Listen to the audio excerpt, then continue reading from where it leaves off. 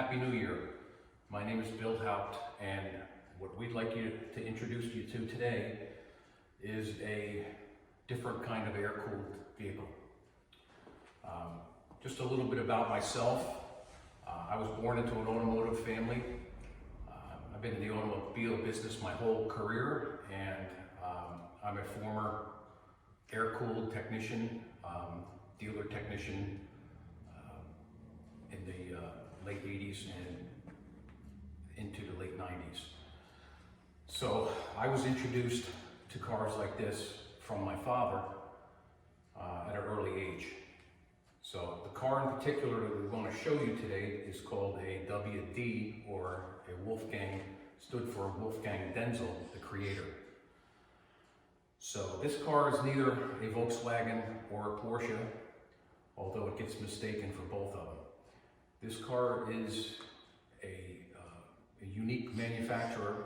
However, Mr. Denzel did use some Volkswagen and Porsche components along with his own. Okay, so I'd like to talk about Mr. Denzel, Wolfgang Denzel, a little bit, as you can Google him and find out much more information. Basically, Mr. Denzel was born into an industrialist family in Austria. The family made bells for churches.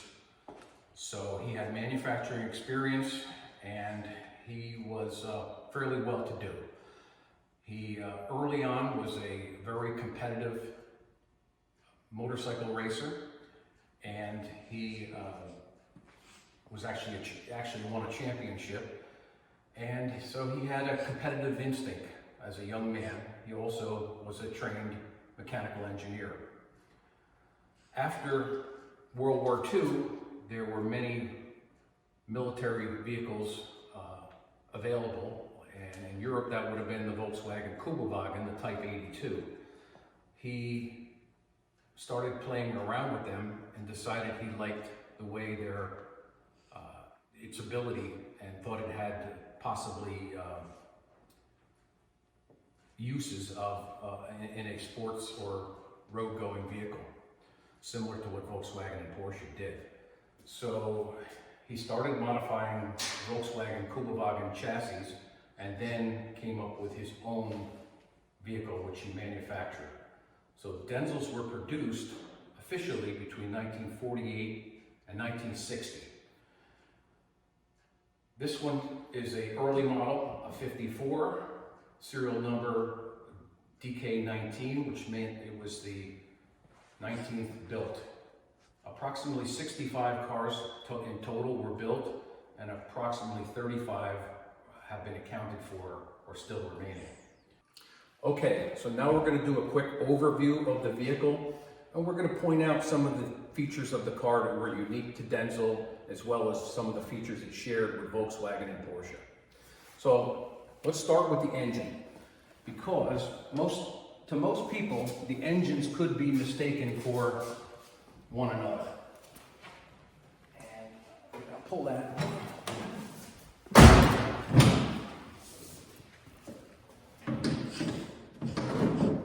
So on this particular model, the engine lid comes completely off.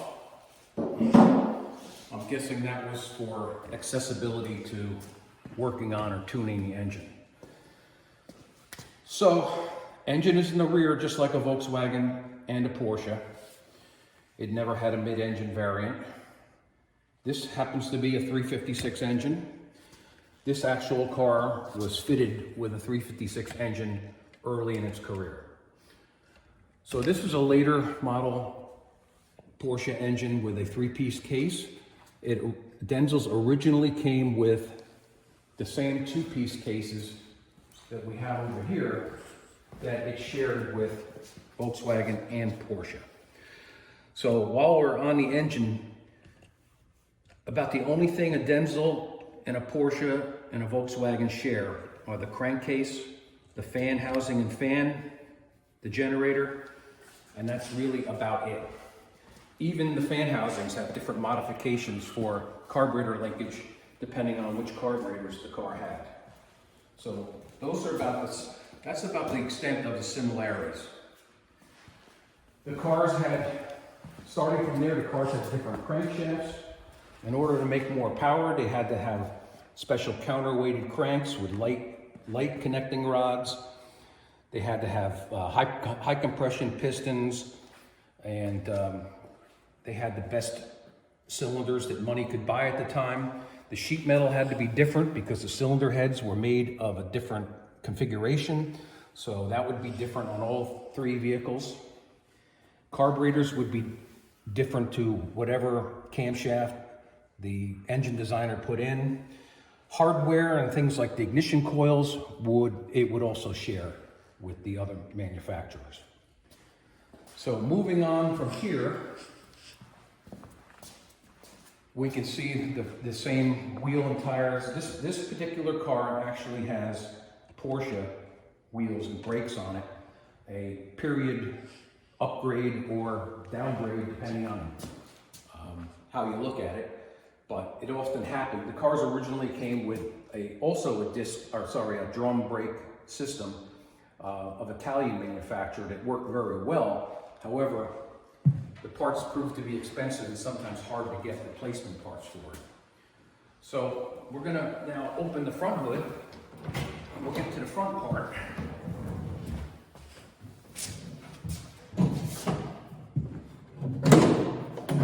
The front hood doesn't come off.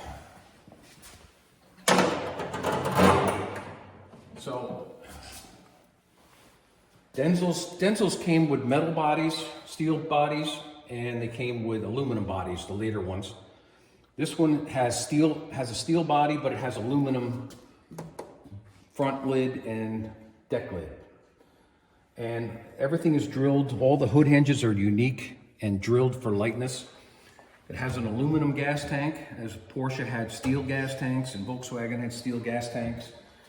The front steering and front axle is exactly the same as a Volkswagen. However, the shock absorber mounting points are at a different point than either one used. The steering column is exactly the same. The transmission could be either a Porsche or a Volkswagen. The rest of it in here, the steering wheel is from a Volkswagen standard. The gauges in this car happen to be from a later 900 series Porsche because the original ones were damaged and my stepmother threw them in the garbage. So dashboard layout is pretty similar to what Denzel had, including the Beetle style ashtray.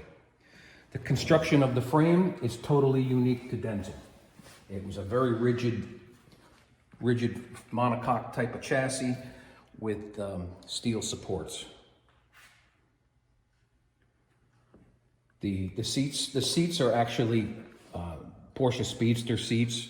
However, if you look over across the way, there is an original Lightning Denzel seat. So this bucket seat is just as light as a Speedster seat, and this is what the bones of it would look like. Some of the cars had a seat exactly like that on the passenger side, and other cars had a seat that was twice as wide as that, a bench seat, so you could fit 3 people in it. This car originally came with a three-person seat. However, the shifter was modified for competition, and it became a 2-place car at that point. Okay, so we're going to talk a little bit about the specifications of the car. The car weighed about 1,400 pounds, which is quite light. Denzel managed to get twice the amount of horsepower out of the Volkswagen engine. The base model, the 1300, had about 65 horsepower. There were other variants. There was a 1500 and an SS model that came after that, which produced about 75 horsepower and ultimately about 85 horsepower. So some of the wins that the cars had, early on Denzel himself liked to compete in his home of Austria, and in 1949 he competed in the Alpine rally and actually beat Automath in the Type 64 356 prototype with one of his cars. In 1954, he won the Alpine Rally outright with his Denzel, and in 1954, this actual car took 12th overall in Sebring in Florida and 6th in his class. So this actual car is one of the most raced Denzels in the United States and one of the most raced Denzels in the world. They did actually make a similar model with an alloy body, a later one that had a narrow body, which was just for competition. Dave Gurney drove one of those cars, and he liked it. He mentioned it in other articles. He said it was a great car. Okay, I just wanted to finish up the specs on the car and mention the wheelbase. The distance between the front axle and the rear axle is only 82.7 inches, which was a little bit shorter than a 356, and it made the vehicle very maneuverable. Okay, and the lightweight of the car also made it handle good and took away some of the oversteering characteristics that rear engine cars tend to have. So what I also would like to sum up is, in 1959, the numbers of the vehicles being produced were dwindling because Denzel had a lot going on. Number one, the cars were getting expensive to produce. The parts that he did get from Volkswagen were getting harder and more expensive to get. He was actually feeling pressure from Volkswagen because he was a competitor to Porsche. And the price of this car, when production ended, was around $4,700. Now, to put that in perspective, a new Beetle was about $1,600, and a Porsche Speedster started out at $2,900. So $4,600 was a lot of money for the car. Again, in perspective, you could get a Jaguar XK140 for that kind of money.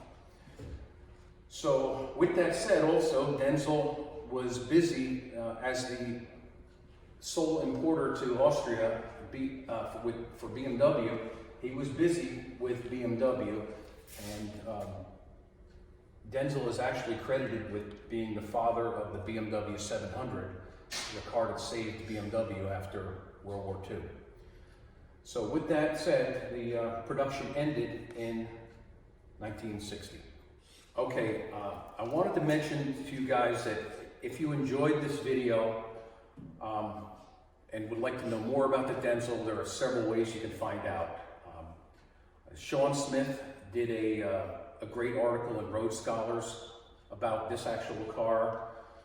There's a terrific book, the definitive book on Denzels is the book by Flundner Martin, Wolfgang Denzel, and it has the only trouble is that it's only in German, but the photos and the documentation, it is the most accurate book about Wolfgang Denzel and the production of Denzels and also the BMW 700.